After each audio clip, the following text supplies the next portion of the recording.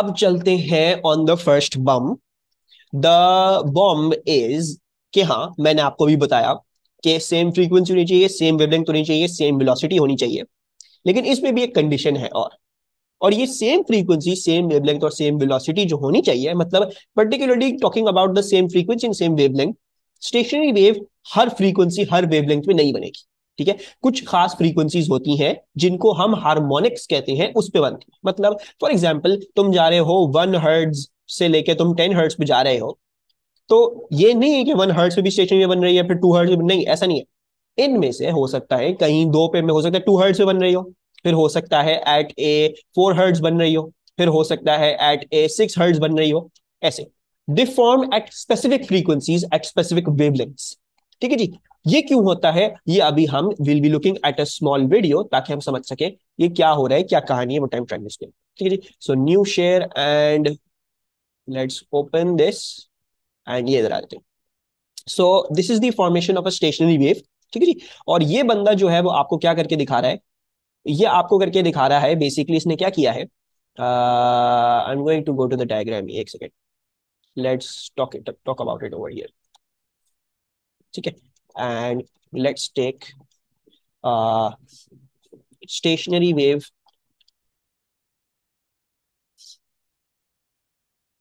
Between nodes. ठीक है, this is the heading for this. और ये क्या कर रहा है बंदा, ये कर रहा है कि इसने एक रोप ली हुई है।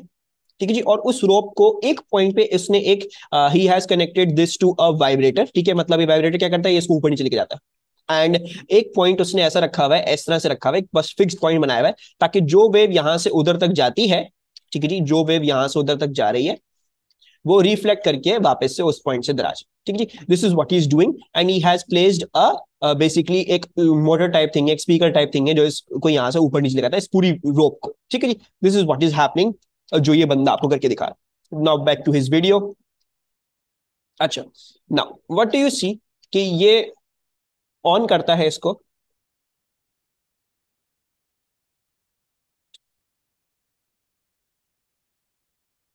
ठीक है, तो यू कैन सी कि इसने वो ऑन कर दिया and the wave has now started vibrating. ठीक है जी। अच्छा, now in this you can't see कि स्टेशनरी वेव है क्या है, प्रोग्रेसिव वेव है।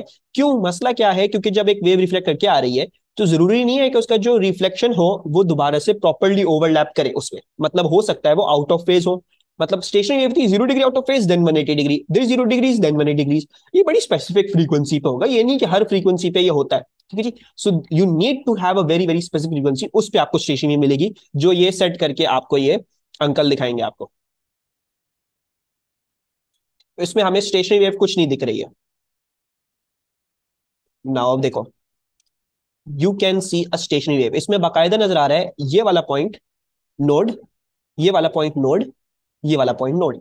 ये कब हुआ, ये जब इस बंदे ने कोई एक ऐसी फ्रीक्वेंसी सेट करी है जो इसकी आई है हार्मोनिक। ये एक स्पेसिफिक हार्मोनिक, एक स्पेसिफिक फ्रीक्वेंसी पे इसने स्टेशनरी वेव का बिहेवियर शो करना शुरू किया। सो ये है, अंकल बहुत एक्साइटेड हो गए। तो अभी देखो नोड उसने टच किया, no displacement over there, up and down, up and down. और इस हाई स्पीड कैमरा से दिखाया है, नोड वाला पॉइंट नहीं हिल रहा, ये 3 नोड्स नहीं हिल रहे हैं, एंटी नोड्स ही हिल रहे हैं सिर्फ। I hope you guys can see that. ठीक है। अच्छा, अब आगे चलते हैं अंकल। ये जो इन्होंने दिखाई, जो इन्होंने वेव दिखाई है, यानी 2 एंटी नोड 3 नोड्स, ये है इसकी सेकेंड हार्मोनिक। ये सेकेंड हार्मोनिक क्या है, फर्स्ट हार्मोनिक क्या है, मैं एक्सप्लेन करता हूं। ये एक तरीके की स्टेशनरी वेव थी जो इसमें बना सकते हैं आप। अभी अंकल आपको पहली वाली बना के दिखाएंगे जो बन सकती है। सो अब देखो अंकल ने सेट कर दिया, अब क्या हुआ, ये नोड बन गया और ये नोड बन गया और बीच में एंटी नोड है। This is your another kind of stationary wave जो आप इसमें बना सकते हो, लेकिन ये बड़ी स्पेसिफिक फ्रीक्वेंसीज पे हो रहा है। ठीक है जी। अब अंकल से थोड़ा सा और वेरी करवाते हैं। अंकल और वेरी कर रहे हैं, और वेरी करते हैं, और एक स्पेसिफिक फ्रीक्वेंसी पे उनको दोबारा से मिलती है anti node, anti node, anti node, node node, node node. ठीक है।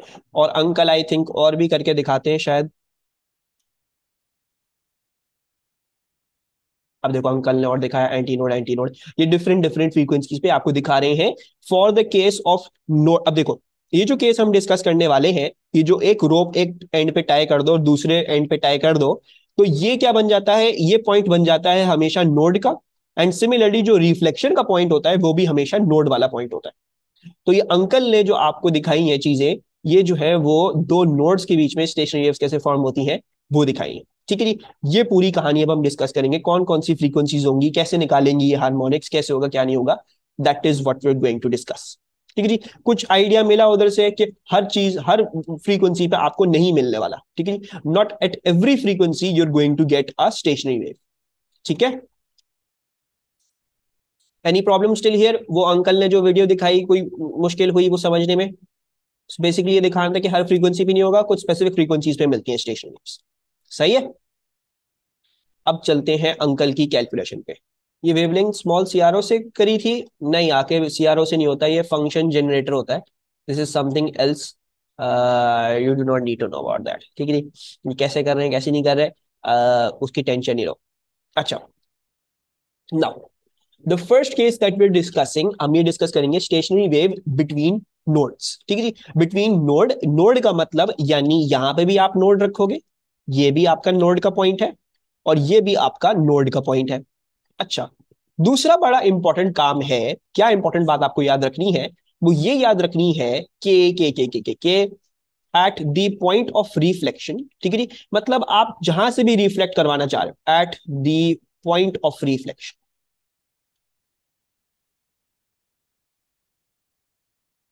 You always have a node. ठीक है जी, मतलब जब स्टेशनरी वेव फॉर्म हो रही होगी तो जो पॉइंट ऑफ रिफ्लेक्शन होगा ना, मतलब ये वेव, अब प्रोग्रेसिव वेव यहां से चली, ठीक है जी, अब ये रिफ्लेक्ट करती है उस पॉइंट से और फिर वापस आना शुरू होती है, तो ये जो पॉइंट है जहां से रिफ्लेक्ट करती है ये वेव, ये हमेशा नोड ही बनेगी। हमेशा जब भी रिफ्लेक्शन हो रही है जिस पॉइंट से हो रही होगी उसको हम नोड बोलेंगे, वो हमेशा नोड मिनिमम डिस्प्लेसमेंट का पॉइंट होगा। और अंकल ने भी आपको ये करके दिखाया था। ठीक है जी, अच्छा, और ये वाली जो केस हम जो डिस्कस कर रहे हैं, ये सबसे आसान और सबसे आसान तरीका इसको देखने का और खुद करने का आपको क्या मिलेगा, you guys will see this at in the on a stretched rope। ठीक है जी, ये सबसे बेस्ट तरीका, ये वाली जो केस है between two nodes, you see this on a stretched rope. ठीक है जी, रोप को एक एंड से पकड़ लो या उधर से कुछ कनेक्ट कर दो, तो उस पॉइंट पे आपको नोड मिलेगा और फिर रिफ्लेक्शन के पॉइंट पे नोड मिलेगा और बीच की कहानी हम डिस्कस करेंगे। अच्छा, अब अंकल ने सबसे पहले आपको सबसे छोटी फ्रीक्वेंसी पे, ठीक है जी, he showed you the first harmonic. ठीक है जी, द फर्स्ट हार्मोनिक। हार्मोनिक क्या है? हार्मोनिक बेसिकली एक लफ्ज है फ्रीक्वेंसी के लिए, कि फर्स्ट फ्रीक्वेंसी जिस पे स्टेशनरी वेव बनी। फर्स्ट हार्मोनिक, फर्स्ट हार्मोनिक का मतलब फर्स्ट फ्रीक्वेंसी जिस पे स्टेशनरी वेव बनी, तो first frequency of stationary wave. ठीक है जी, और ये जो फर्स्ट फ्रीक्वेंसी होगी ये जो है सबसे छोटी फ्रीक्वेंसी होगी, मतलब smallest possible frequency on which you can have your stationary wave form. ठीक है जी, सो ऐसा करते हैं, let's not right first f, let's say smallest f। अच्छा, और अंकल ने आपको दिखाया था कि सबसे सिंपलेस्ट केस आपका बिटवीन टू नोड्स, यानी दो नोड्स के बीच में अगर आपको वेव बनानी है, तो अंकल शोड यू कि you will have a wave something like this. ठीक है, जो एक पॉइंट पे यू होगी, फिर फ्लैट होगी, फिर नीचे उतर जाएगी, फिर फ्लैट होगी, फिर ऊपर उतर जाएगी, फिर फ्लैट होगी, फिर नीचे उतर जाएगी, फिर फ्लैट होगी और सब उतर जाएगी। तो सबसे बेसिक जो आपकी इस केस में जो फर्स्ट हार्मोनिक है, the smallest F of the stationary wave, जो आपका स्मॉलेस्ट एफ है, वो ऐसा केस बनता है। वो केस क्या बनता है उस केस में, अब हम देखते हैं वो केस क्या है। This case is two nodes and only one anti node. You see this case, ये आपका केस ऐसा है। अच्छा, दूसरी बात ये, now we will try to work this frequency out. ठीक है, इसकी फ्रीक्वेंसी निकालने की कोशिश करेंगे हम, इस वेव का लैम्डा निकालने की कोशिश करेंगे हम, इसकी वेलोसिटी निकालने की कोशिश करेंगे हम, हर चीज करेंगे। ठीक है, we will try to make out sense of what is going on.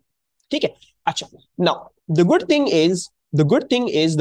Is कि एक रोप ली है अगर, तो उसकी लेंथ तो कांस्टेंट रहने वाली है। So let's say this length of the rope, this is L. ये जो आपकी लेंथ ऑफ द रोप है that is L. Okay, now first thing you see, one transition, two transition. एक ट्रांजिशन क्वार्टर लैम्डा की, दूसरी transition half lambda की। यानी आपका जो लैम्डा आता है, सॉरी, आपका जो बेसिकली आपका आ रहा है, क्या आ रहा है, 1 and 2, so this is basically half lambda, ठीक है जी, quarter lambda, half lambda equals to what, equals to n l. So इधर से हमने क्या वर्कआउट कर लिया, इधर से हमने वर्कआउट कर लिया what is the wavelength of the wave forming in terms of L. तो हमारी जो वेवलेंथ आ रही है वो 2 टाइम्स एल आ रही है, राइट, ऑब्वियसली सही बात है भाई। अब जो कंटिन्यू होगी ये वेव आगे, अगर कंटिन्यू होने का मौका देते तो एक एल ये, एक एल ये 2 एल आते लैम्डा, बिल्कुल सही बात है। अच्छा ये क्यों कर रहे हैं, ये इसलिए कर रहे हैं ताकि हम ये फ्रीक्वेंसी निकाल सके। अच्छा फ्रीक्वेंसी कैसे निकालेंगे भाई, आपको पता है v equals to F lambda होता है। If you know the velocity of the wave and आपने अगर लैम्डा भी निकाल लिया है तो v will equals to f and then two l। तो दी फर्स्ट हार्मोनिक यानी आपकी f1, ये smallest frequency of the stationary wave, will come out to be a velocity upon 2l। अब देखो जो भी वेव आप भेज रहे हो उसकी एक ही वेलोसिटी होगी, ठीक है नहीं, जो इसमें से प्रोपेगेट कर सकती है वो वेव जो आपने वाइब्रेशन भेजी उसकी वेलोसिटी एक ही होगी। और पहली वाली अगर आपको फ्रीक्वेंसी ढूंढनी थी कि वो क्या फ्रीक्वेंसी थी without manually doing the thing, वो कैसे करते आप उस वेलोसिटी को 2 टाइम्स द लेंथ से डिवाइड कर देते, वो आपकी पहली फ्रीक्वेंसी, पहली हार्मोनिक आ जाती है आपके पास। सही है जी, सबको नजर आ रहा है ये? Any problem still here? This is how I worked mathematically कि आपकी f1 द फर्स्ट हार्मोनिक की फ्रीक्वेंसी क्या है, दैट्स v अपॉन 2l। ठीक है जी, ना मुझे इसमें लैम्डा निकालने की जरूरत पड़ी, ना मुझे इसमें और कुछ, मुझे बस वेलोसिटी देना होता है और मुझे इस मटेरियल की लेंथ पता होती है। ठीक है, यानी मतलब इस बात का ये हुआ, इस बात का मतलब ये हुआ कि अगर आपके पास एक रोप है लेंथ एल की और फिर एक रोप है लेंथ 2l की, तो इस पे जिस फ्रीक्वेंसी पे स्टेशनरी वेव बन रही है उस पे जरूरी नहीं है इस पे भी स्टेशनरी वेव बने, राइट। सो इसमें तो जब एल ही है तो like frequency v upon 2l पे बन रहा है, लेकिन अगर फ्रीक्वेंसी v अपॉन 2l इस पे रखूंगा तो शायद इसे स्टेशन वेव ना बने। This is the differentiating factor. Her material based on its length, based on certain properties, वो आपको स्टेशनरी वेव बना के देता है। ठीक है जी, so this is the concept of stationary wave. हमेशा फॉर्म नहीं होती, based on certain properties of a material, जैसे फॉर एग्जांपल एक रोप में जो है वो लेंथ को देखते हुए देन स्टेशनरी वेव फॉर्म्स। अच्छा अलमा बेसिकली बात ये बोल रहा हूं कि देखो ये जो फ्रीक्वेंसी है फर्स्ट हार्मोनिक, ये आई है v अपॉन 2l, ठीक है जी।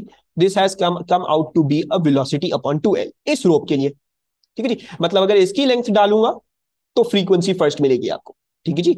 लेकिन एक रोप अगर फॉर एग्जांपल हम लेते हैं 2 टाइम्स l थी, इट वाज 2 टाइम्स l, इस लेंथ की डबल लेंथ थी, तो ये जो f1 है ये इसके लिए नहीं है, इसकी अब ये भी लेंथ डिफरेंट हो गई है। अब जब अगर इसका निकालने जाऊंगा, अगर मैं इसकी निकालने जाऊंगा तो वो कैसे निकलेगी, वो निकलेगी, अब इसमें लैम्डा, इसमें हाफ लैम्डा क्या आ रहा है, वो 2l आ रहा है, तो लैम्डा क्या आ रहा है, वो 4l आ रहा है, तो अब इसकी फ्रीक्वेंसी वन क्या हो गई, वो वेलोसिटी अपॉन 4l हो गई। सो हर मटेरियल की based on its length, for example for a rope based on its length, उसकी हार्मोनिक की फ्रीक्वेंसी अलग होगी, and that you can mathematically work out and you can mathematically show this.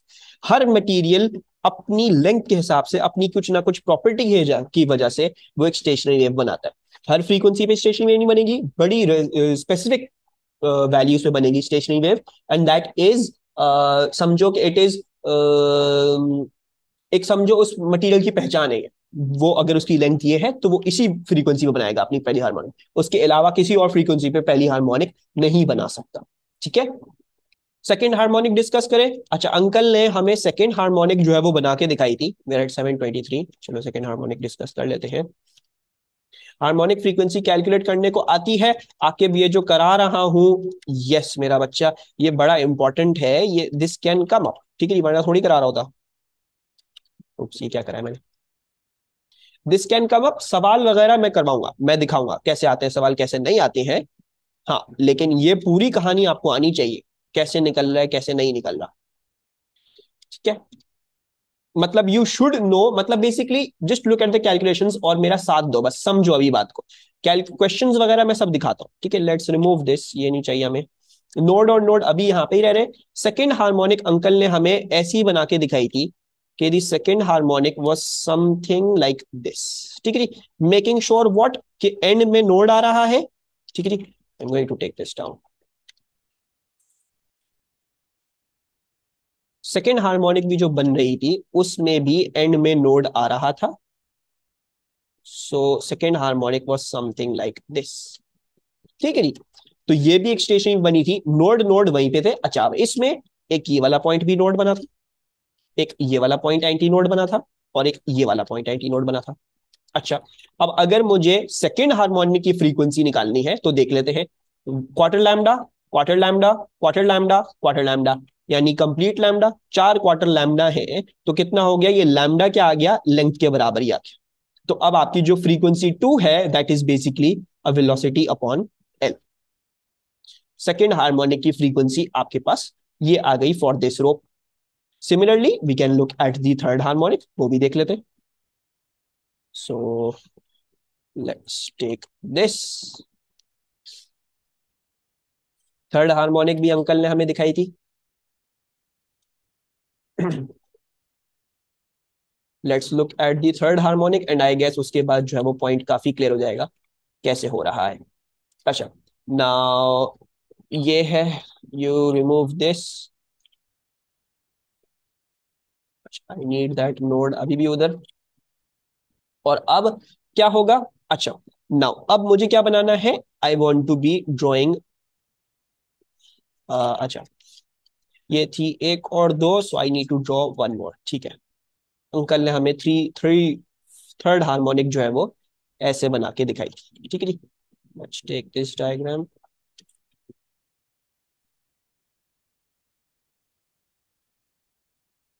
So this is your third harmonic. अब इसमें देख लेते हैं क्या केस सिनेरियो। इसमें केस सिनेरियो है quarter lambda, quarter lambda, quarter lambda, quarter lambda.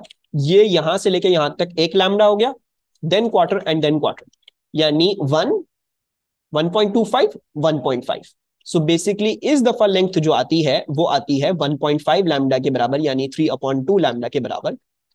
सो आपके पास lambda क्या आ गया? आपके पास आ गया 2L/3। And then your frequency for the third harmonic works out to be velocity upon 2L/3, and then this is 3V upon 2L। ठीक है।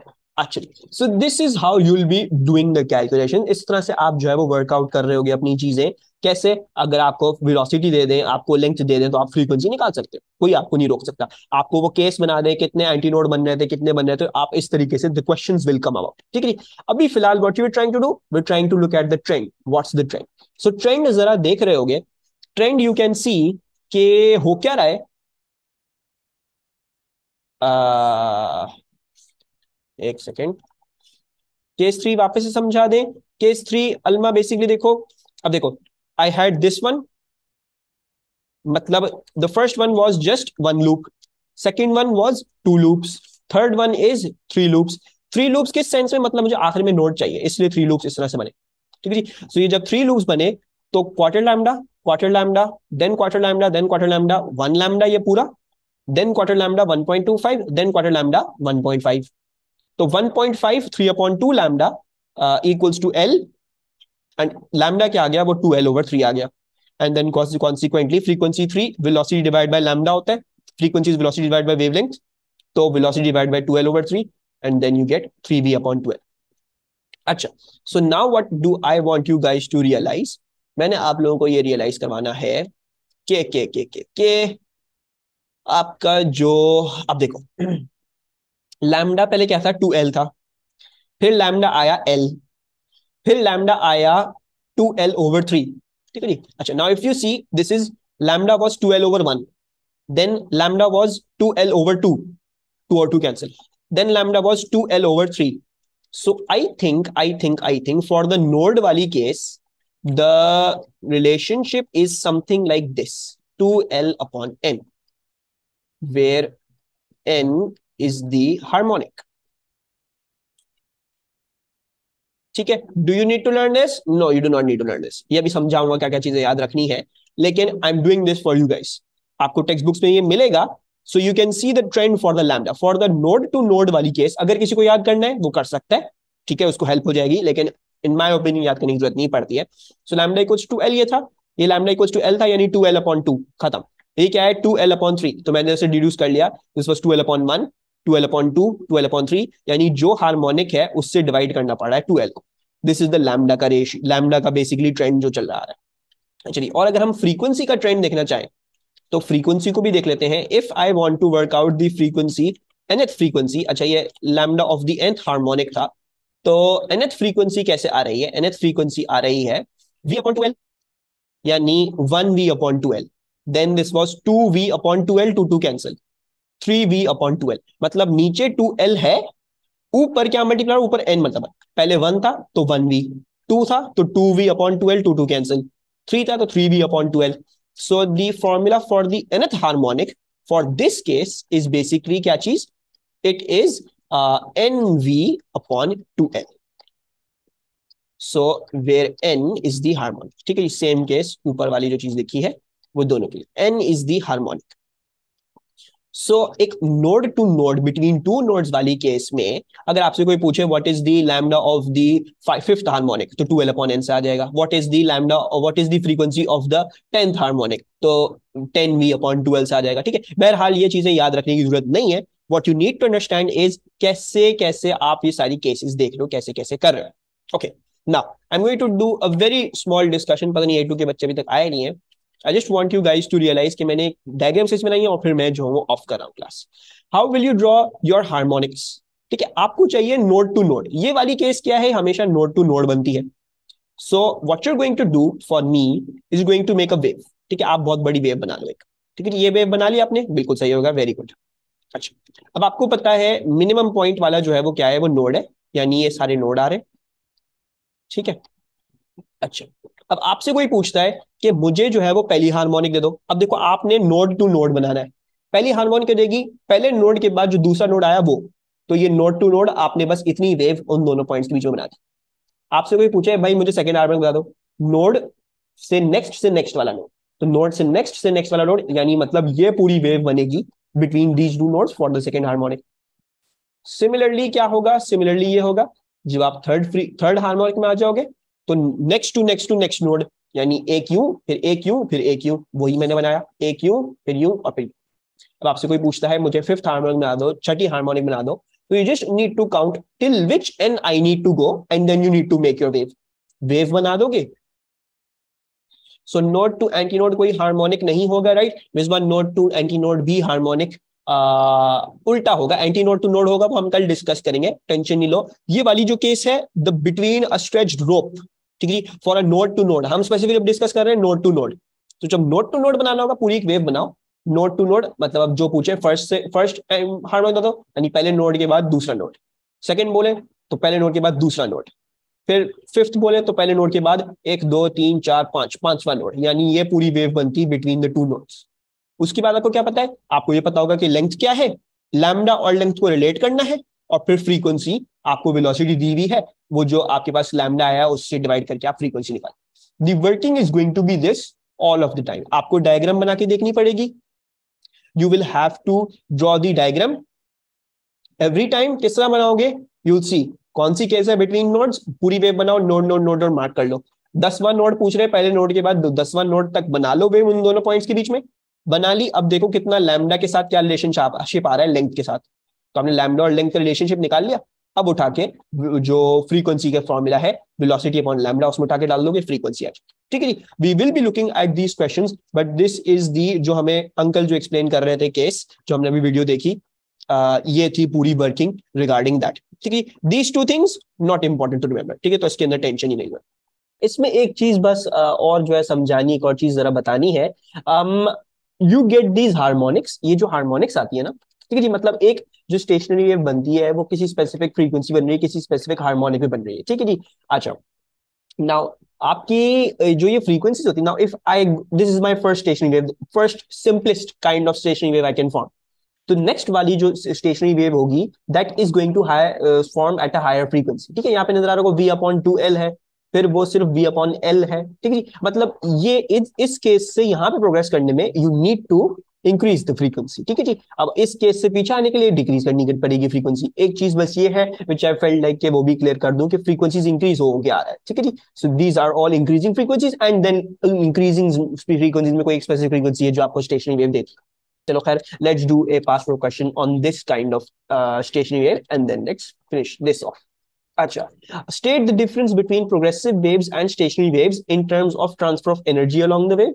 तो यू नो प्रोग्रेसिव वेव्स में एनर्जी ट्रांसफर होती है, स्टेशनरी वेव्स में energy transfer नहीं होती। यही आप लिख दोगे, progressive waves transfer energy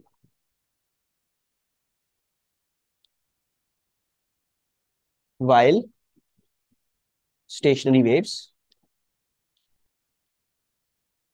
do not, while stationary waves do not। ठीक है जी। अच्छा, नाउ नेक्स्ट पार्ट क्या बताया हुआ है हमें? नेक्स्ट पार्ट ये बताया हुआ है, a progressive wave travels from left to right along a stretch string. Progressive wave है, ठीक है, this is not a stationary wave. Question को जरूर पहले पढ़ लीजिएगा क्या बोल रहा है एग्जाम में। Figure 4.1 shows the part of the string at one instant, यानी ये डिस्प्लेसमेंट डिस्टेंस ग्राफ दिया हुआ है, एक पिक्चर खींच के आपके सामने लगाई हुई है, ठीक है जी। अच्छा, P, Q and R are three different points on the string. P, Q and R are three different points on the string. The distance between P and R is 0.48 meters. The wave has a period of 0.020 seconds. Use figure 4.1 to determine the wavelength of the wave. So how am I going to determine the wavelength of the wave given all of this information? V equals to F lambda। अच्छा, मिसबा कहती हैं V equals to F lambda इस्तेमाल करें। चलो frequency तो निकल जाएगी, time period है। वेलोसिटी कहां से लेके आऊं? क्वेश्चन में तो वेलोसिटी बताई भी नहीं है। What kind of a progressive wave is this? Electromagnetic spectrum की तो नहीं है ये, तो what do I put in as the velocity? 3/2 wavelength equals to 0.48। Very good Alma. Alma said भाई हमें तो वेव की बहुत क्लियरली दिख रही है सारी चीज। This is one transition, then the second transition, third transition, fourth transition, fifth transition, sixth transition. यानी अब एक ट्रांजिशन क्या थी? क्वार्टर लैम्डा की थी। तो basically 6 into lambda upon 4, which basically becomes 3/2, is basically equivalent to 0.48 meters. And now if you do your calculation, तो आपके पास लैम्डा क्या आ जाएगा? Lambda works out to be a 0.32 meters। ठीक है, वेरी गुड अल्बा। एक्चुअली उसके बाद calculate the speed of the wave, that's also pretty easy, no problems. अब हम मिसबा वाला फॉर्मूला इस्तेमाल करेंगे, v equals to F lambda. Velocity हमें ढूंढनी है, फ्रीक्वेंसी क्या है? 1 अपॉन टाइम पीरियड होगी, so 1/0.02 and then the lambda is 0.32। ठीक है जी। So can anyone give me the speed of the wave? क्या आ रही है हमारे पास? we are getting the speed of the wave as 16 meters per second। Thank you Alma. अच्छा, फिर आपको बोलते हैं determine the phase difference between points Q and R। तो ये जो points Q, this point Q and this point R, इन दोनों के बीच में फेज डिफरेंस क्या होगा? Change in distance divide by wavelength into 360 degrees. ठीक है, आके एक अप्रोच तो ये हो गई। Can we work from the diagram directly? Diagram में से डायरेक्टली वर्क थ्रू कर सकते हैं। अगर हम फॉर्मूला लगाना नहीं चाहें डायग्राम के थ्रू, ऐसी नजर आ जाएगा हमें ये 90। वेरी गुड, ट्रांजिशंस को देख के। So one transition represents 90 degrees, quarter of a wave. तो quarter of a wave, quarter of 360 degree 90 degree है। 90, 180, 270, 360 एंड देन 450। तो आप आंसर जो है वो क्या लिख सकते हो? You can write your phase difference as 450 degree. और ये भी कर सकते थे, क्या कर सकते थे भाई? क्यू इस वाले पॉइंट से 90 डिग्री आउट ऑफ फेज है, और ये वाला पॉइंट और आर जो है वो फिर फेज में है। सो दैट मींस अगर क्यू का इस पॉइंट से 90 डिग्री का फेज डिफरेंस है, क्यू का आर से भी 90 डिग्री का ही फेज डिफरेंस होगा। सो आप 450 को 90 डिग्री भी लिख सकते थे। एंड सिमिलरली जैसे आके ने बोला डेल्टा एक्स अपॉन लैम्डा लगा के कर लेते इनटू 360 डिग्री, वो अप्रोच भी है, वो भी कोई रद्द नहीं करी है। डेल्टा एक्स, आपका डेल्टा एक्स क्या आ रहा है? क्यू से आर लेना है। ठीक है जी। नाउ क्यू से आर अगर लेना है, सो बेसिकली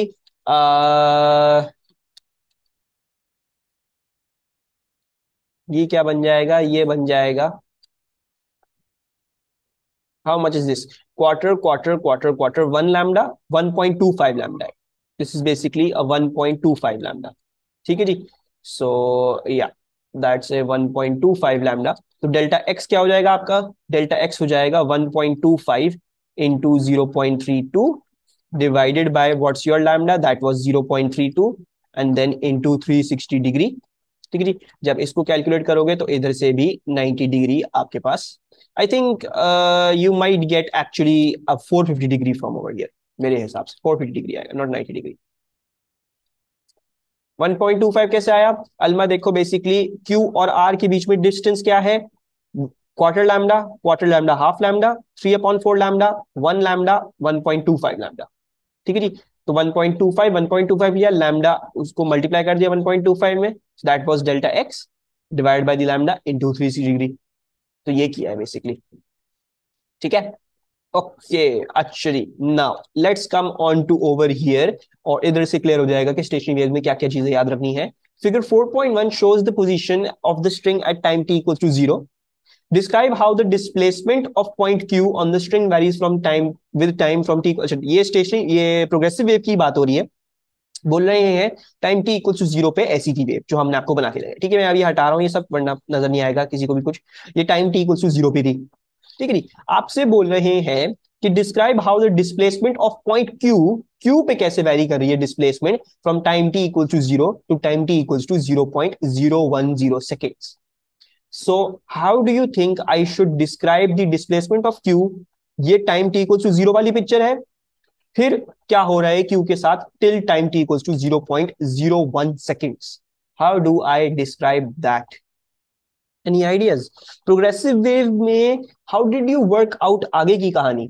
एक प्रोग्रेसिव वेव में डिस्प्लेसमेंट डिस्टेंस ग्राफ में, डिस्प्लेसमेंट डिस्टेंस ग्राफ है, you guys can see that.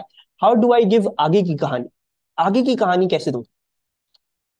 Draw the next instant in time वाली वेव। अच्छा, अब drawing the next instant in time, आपको ये नजर आ रहा होगा, क्या नजर आ रहा होगा? 0.02 क्या था? पूरा कंप्लीट टाइम पीरियड था।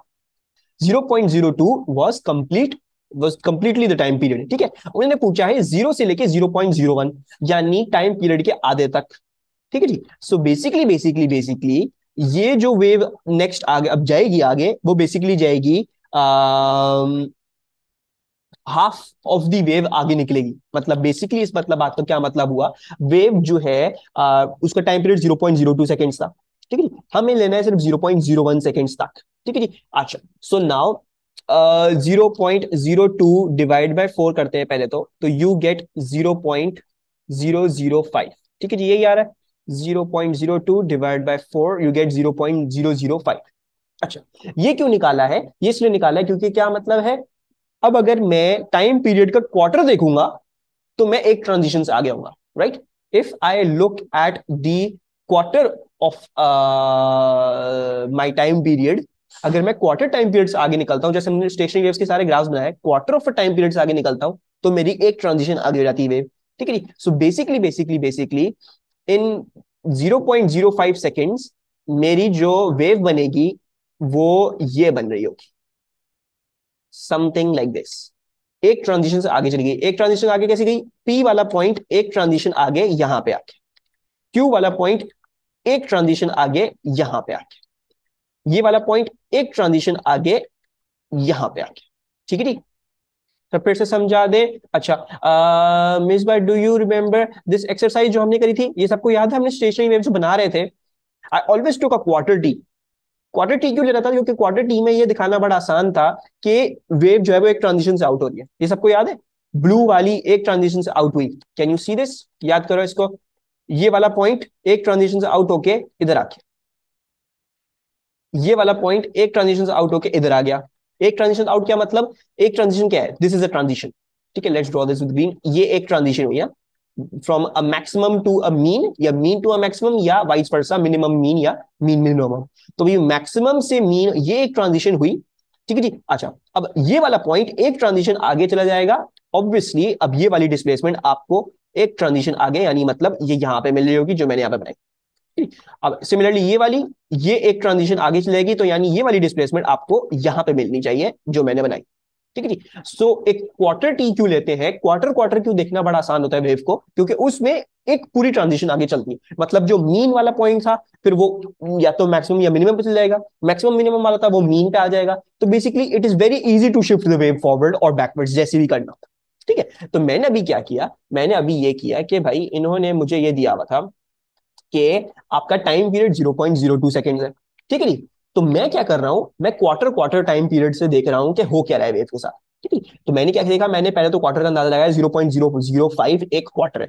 ठीक है, अच्छा, सो बेसिकली जब मैं 0.005 सेकेंड की बात, मतलब ये वाली जो ब्लू वाली वेव बनाई है, ये बनाई है 0.005 सेकेंड्स पे, यानी मतलब quarter of a time period out. Quarter of a time period out, ये वाला जो पॉइंट था ये एक ट्रांजिशन आगे, यानी यहां पे आके, ठीक है। ये वाला पॉइंट एक ट्रांजिशन आगे, यानी यहां पे आके, ये वाला पॉइंट एक ट्रांजिशन आगे, यानी यहां पे आके, ठीक है। जैसे देखो, एक मिनिमम वाला point exactly quarter of a wave से आगे शिफ्ट हो गया, मीन वाला point exactly quarter of a wave से आगे शिफ्ट हो गया, मैक्सिमम वाला point exactly quarter of a wave से आगे शिफ्ट हो गया, ठीक है। I hope you can see that. तो मैंने ये क्वार्टर का पर्सपेक्टिव इसलिए लिया ताकि मैं आप लोगों को आसानी से दिखा सकूं कि हो क्या रहा है, सो दैट यू कैन सी। अच्छा, तो आपको यहां पे नजर आ रहा है कि क्यू जो पहले मीन पे था अब कहां पे चला जाएगा, मिनिमम डिस्प्लेसमेंट जाएगा, right. Q will go to a minimum displacement. उसके बाद हमें कहां तक जाना है, हमें 0.01 सेकेंड्स तक जाना है, यानी हमें 0.005 और ट्रैवल करके जाना है 0.01 सेकेंड्स तक, ठीक है जी। इसकी अगर मैं क्वार्टर टाइम पीरियड उसको और आगे बढ़ाऊंगा तो मैं 0.01 पे पहुंच जाऊंगा। उसका क्या मतलब हुआ, अब मुझे इस ब्लू वाली वेव को कितना शिफ्ट करना पड़ेगा, एक ट्रांजिशन से आगे शिफ्ट करना पड़ेगा, ठीक है। सो दैट मीन्स ये वाला पॉइंट एक ट्रांजिशन शिफ्ट आउट होके यहाँ पे, ये बेसिकली यहाँ पे बन रहा होगा। So this comes over here, ये वाला पॉइंट एक ट्रांजिशन आगे शिफ्ट करके ये यहाँ पे बन रहा है, ये वाला पॉइंट एक ट्रांजिशन आगे शिफ्ट करके यहां पे बन रहा है, ये वाला पॉइंट एक ट्रांजिशन आगे शिफ्ट करके यहां पे बन रहा है, ये वाला पॉइंट एक ट्रांजिशन आगे शिफ्ट करके यहां पे बन रहा है, ये वाला पॉइंट एक ट्रांजिशन आगे शिफ्ट करके यहां पे बन रहा है, और ये वाला पॉइंट एक ट्रांजिशन आगे शिफ्ट करके यहां पे कहीं बन रहा होगा। So now I plot my wave, मेरी वेव जो है वो कुछ ऐसे बन रही है, कौन सी वाली, 0.01 सेकेंड्स वाली, ठीक है। थोड़ा सा पीछे भी कंटिन्यू करना पड़ेगा इसको, ताकि हमें नजर आए कि क्या हो रहा है, पीछे भी क्यू का निकालना है हमें लाजमी। तो पीछे की तरफ मैंने इस तरह से कंटिन्यू कर दिया, ठीक है जी। तो ये जो है ये क्या हो गया, ये time T equals to 0.01 seconds वाली वेव। सही है जी, आप समझ में आया अब्दुल्ला और मिसबा, बाकी सबको भी क्लियर है, आकिब और अब्दुल्ला, आकिब और अलमा को भी। पार्टिकल तो वेव में अलोंग मूव नहीं करेगा, नहीं, आके आके बाकी बाकी बाकी बाकी पार्टिकल, मैंने जैसे बोला था, ये ए वाला जो पार्टिकल है ये अपनी जगह पर फिक्स्ड है। प्रोग्रेसिव वेव में क्या होता है, ये वेव इसमें से गुजरती है, तो ये पार्टिकल ऊपर नीचे ही जाता है, ये वेव के साथ नहीं चल रहा, ये वहीं पे ही है। अब जैसे इसमें से वेव गुजरेगी वैसी वैसी ये डिस्प्लेसमेंट्स लेता जाएगा। सो इधर mean, minimum, mean, maximum, mean. Particle अपनी जगह से नहीं रहा, मतलब हॉरिजॉन्टली डिस्प्लेस नहीं हुआ, वर्टिकली डिस्प्लेस होता है सिर्फ पार्टिकल, ठीक है। एक पार्टिकल अपनी पोजीशन पे ही रहता है horizontally, it is locked from movement in the direction of the wave. हाँ, डिस्प्लेसमेंट करेगा, जो वेव उसको एम्पलीट्यूड देना चाहेगी वो दे सकती है उसको वेव, ठीक है। सो ये इस तरीके से हुआ, ठीक है। आकिब, आप जब से कर रहे हैं, मैंने कभी भी पार्टिकल को डिस्प्लेस करके नहीं दिखाया है इन प्रोग्रेसिव वेव्स, सही है। सो हमें क्या नजर आ रहा है, हमें नजर आता है पहले क्यू नीचे जाएगा, फिर क्यू वापस से ऊपर आ जाएगा, ठीक है। So basically Q will go to a minimum displacement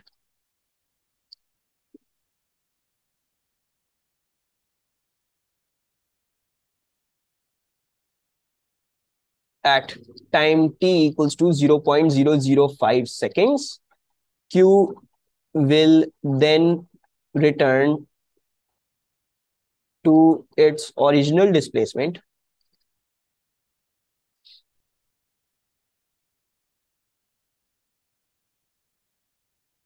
at कितना, 0.01 सेकेंड्स, ठीक है जी। ये कहानी हुई है, क्यू फॉर द इंटायरिटी ऊपर एक भी दफा नहीं गया, नीचे गया था फिर वापस नीचे आ गया, दैट वाज इट। अच्छा, फिर आपको बोल रहे हैं a stationary wave is formed on a different string that is stretched between two fixed points x and y. Figure 4.2 shows the position of the string when each point is at its maximum displacement. ठीक है जी, हर point की जो जब वो maximum displacement अपनी require करता है वो दिखा दिया हमने स्टेशनरी वेव पे। Explain what is meant by the node of a stationary wave, I guess हमने कल भी किया था, तो you guys did give the correct answer, that was the point of minimum displacement, ठीक है जी। अच्छा, next question I want you guys to answer, state the number of anti nodes shown in the wave. How many anti nodes are there on the wave? Two, are there two anti nodes? और nodes कितने हैं? Nodes हमारे पास 3 है, so everyone is correct. you have three nodes. You have two antinodes and three nodes. State the phase difference between points W and Z on the string. W और Z के बीच में जो phase difference है वो बता दे. वो क्या होगा W और Z के बीच में phase difference? 180 degree. Very good. Stationary wave में बस ये देखना होता है सेम लूप और different loop. So this shall be 180 degree. ठीक है. So the examiner does want you to know progressive wave का फेज डिफरेंस कैसे निकाला जाता है और स्टेशनरी वेव का फेज डिफरेंस कैसे निकाला जाता है. ठीक है जी. A new stationary wave is now formed on the string. The new wave has a frequency that is half of the frequency of the wave shown in figure 4.2. The speed of the wave is unchanged. On figure 4.3, draw a position of the string for this new wave when each point is at its maximum displacement.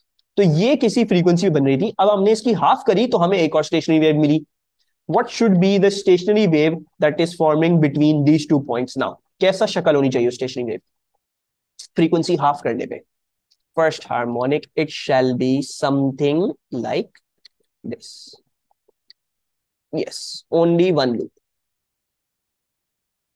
ठीक है. And इसमें कितने nodes और कितने anti nodes है? 2 nodes 1 anti. So this is a node, this is a node and this is an anti node. ठीक है. ये node node anti node mark नहीं करने, सिर्फ आपने ड्रॉ करनी थी पोजीशन. मैं आप लोगों के लिए कर रहा हूँ. ठीक है. वरना ये 1 मार्क का सवाल था for just drawing this loop. या आप लूप यू बना लेते या आप लूप डाउनवर्ड वाला बनाते. ठीक है. आपके देखो बेसिकली देखो ये हो रहा है. फर्स्ट हार्मोनिक से जब आगे जाते थे तो सेकंड हार्मोनिक मिलती थी 2 लूप्स वाली ना. अब देखो अगर मैं पीछे जा रहा हूं, मैं फ्रीक्वेंसी हाफ करके वापस पीछे जा रहा हूं तो I will get this one. ठीक है. अगर थोड़ी सी प्रॉब्लम है, अगर याद नहीं पड़ रहा भाई ये कैसे करना है, तो बस पहले तो तुम्हें आइडेंटिफाई करना है कौन सा वाला केस है. This is the case between 2 nodes. उन्होंने दिखा दिया था 2 नोड वाली है ये वेव जो बनेगी स्टेशनरी वेव. ठीक है. अच्छा अब इन्होंने आपको बता दिया 2 नोड वाली स्टेशनरी वेव. ठीक है. अब आप क्या करोगे, आप एक वेव बना लो अपने रेफरेंस के लिए. ठीक है. और उसमें आप node node node node node मैंने मार्क कर लिया. अच्छा हमें ऊपर क्या दी हुई थी? हमें ऊपर दी हुई थी सेकंड हार्मोनिक. ठीक है. यानी हमें दी हुई थी पहले नोड के बाद दूसरा नोड हमें देखना है. ठीक है. तो पहले नोड के बाद एक नोड छोड़ के दूसरा नोड देखा तो ये जो वेव थी वो बनाई हुई उन्होंने. Right. They have drawn this wave over there. अब वो कह रहे हैं फ्रीक्वेंसी हमने हाफ कर दी. हाफ करने का मतलब क्या हुआ? यानी पहली हार्मोनिक पे आ गए. पहली हार्मोनिक कैसे बनेगी? पहले नोड से पहला node. So you just draw this loop. या तो यू बना दो इसको, यानी अपवर्ड लूप बना दो, या डाउनवर्ड लूप भी बना दो, कोई मसला नहीं है. क्योंकि इवेंचुअली पहले ये यू होगा, फिर फ्लैट होगा, फिर डाउनवर्ड जाएगा, फिर फ्लैट होगा, फिर अपवर्ड जाएगा. इस तरह से होता रहेगा. So if you drew it as an upward slope, वो भी अपवर्ड वे लूप वो भी सही है. डाउनवर्ड लूप भी बनाते तब भी सही है. कोई बात इसमें प्रॉब्लम की बात. ठीक है. आके बस इसमें ये करना था.